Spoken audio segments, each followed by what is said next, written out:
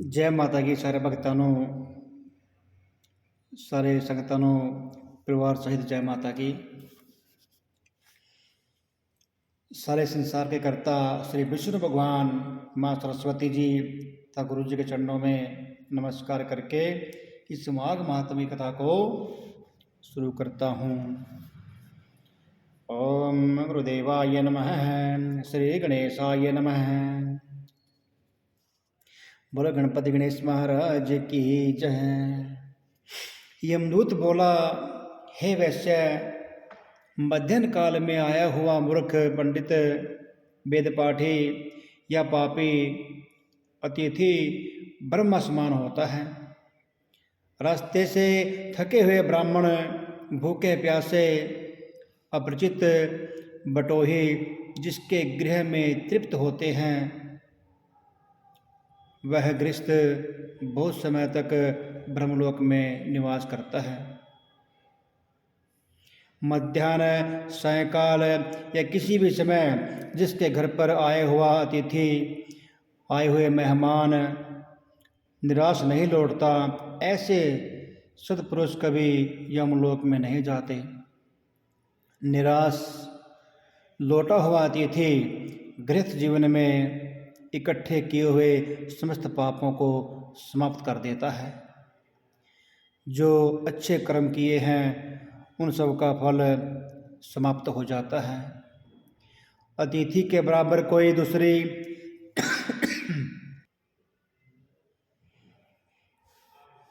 अतिथि के बराबर कोई दूसरी संपत्ति, धर्म और हित नहीं है। हे वैसे, अतिथि सत्यकार के प्रभाव से राजा तथा मुनीश्वर ब्रह्मलोक को गए और आज तक वहाँ से नहीं लौटे हैं।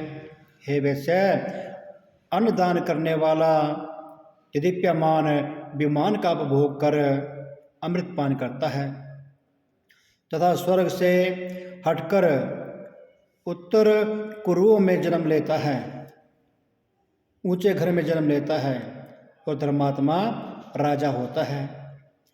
चिरायु तथा नष्ट न होने वाले वंश को प्राप्त करता है। प्राण अन्न में रहने से अन्न देने वाला प्राणदाता कहलाता है। हे वैश्यवर, केसरी ध्वज से वैवस्वत देव जी ने दयापूर्वक कहा था कि हे राजन, कर्म भूमि में जाकर यदि तुम फिर से स्वर्ग के इच्छुक हो तो अन्नदान करो। हे वैश्य, यह बात मैंने स्पष्ट धर्म से सुनी है। ग्रीष्म ऋतु में यानी गर्मी में जल का दान तथा हेमंत काल में ईंधन का दान करने से मोक्ष प्राप्त होता है। यानी सर्द काल में ईंधन का दान करने से मोक्ष प्राप्त होता है और अन्नदान करने वाले यमलोक के दुखों को नहीं पाते हैं और 6-6 महीने तक के ज्ञात अज्ञात छोटे बड़े पापों का प्रायश्चित मन कर्म वचन से नहीं करता, वह नरक भोगता है। और जो प्रायश्चित करता है वह देवता और गंधर्वों से सेवित शुभ लोक में जाता है, स्वर्गलोक में जाता है। हे वैश्य, जो मनुष्य वेद माता गायत्री या दूसरे वैदिक मंत्रों को जपते हैं और नित्य सवेरे और शाम को हवन करते हैं, ऐसे विपर अक्षय गति को प्राप्त होते हैं। नित्यावर्ती तीर्थों के सेवक और जितेंद्रिय निश्चय ही भयंकर यमराज को नहीं देखते। हे वैश्य, जो मनुष्य नित्य प्रातःकाल स्नान करता है, उसके बाहरी तथा भीतरी जो भी अंदरूनी पाप हैं सब नष्ट हो जाते हैं और वह नरक में नहीं जाता है। स्नान किए बिना जो लोग भोजन करते हैं वे सदैव मल खाने वाले होते हैं, वे हमेशा अशुद्ध रहते हैं। जो स्नान नहीं करते उनके पितर तथा देवता उनके विमुख हो जाते हैं, उनसे दूर हो जाते हैं और वह नरक भोग कर चंडाल योनि में जन्म लेते हैं। जो लोग पर्वों पर चलते जल में स्नान करते हैं वे न बुरी गति को पाते हैं और न ही बुरी योनि को पाते हैं। हे वैश्य श्रेष्ठ, प्रातः स्नान करने वाले मनुष्य नियम पूर्वक माघ महीने में तिल पात्र और तिल कमल दान देने से यमलोक में नहीं जाते हैं। हे विकुंडल, पृथ्वी, सोना, गौ आदि 16 परम दान हैं। इनका दान करने वाला मनुष्य स्वर्गलोक से नहीं लौटता है, वह स्वर्ग में आनंद करता है। बुद्धिमान लोग पुण्य तिथियों में व्यतिपात और संक्रांति में स्नान करके यदि कुछ भी दान करता है तो वह बुरी गति में नहीं पड़ता है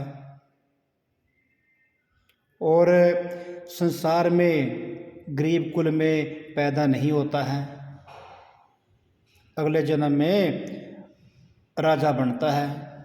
हे वैश्यवर, सत्यावाणी, मौनी, मधुरभाषी, अक्रोधी, अक्षमाशील, नीतिवान, अनिंदक, प्राणियों पर दया करने, दूसरों के पापों को छुपाने, पराये गुण का वर्णन न करने, दूसरों के धन को न चाहने वाले लोग कभी नरक नहीं भोगते हैं। जो दूसरे का बुरा नहीं करते और जो पुरुष तीर्थ स्थान पर पाप करते हैं, धर्म की बिक्री करते हैं, काम भावना से ठहरते हैं, वे प्रायः नरकगामी होते हैं। जो तीर्थ स्थान में जाकर बुरे कर्म करते हैं, अधर्म करते हैं, वे नरक को प्राप्त होते हैं।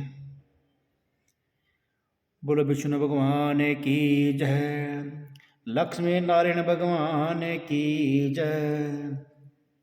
श्रीमन्नारायण नारायण नारायण, श्रीमन्नारायण नारायण नारायण, भजमन नारायण नारायण नारायण, भजमन नारायण नारायण नारायण, श्रीमन्नारायण नारायण नारायण, श्रीमन्नारायण नारायण नारायण। बोल लक्ष्मी नारायण भगवान की जय, गुरु महाराज की जय।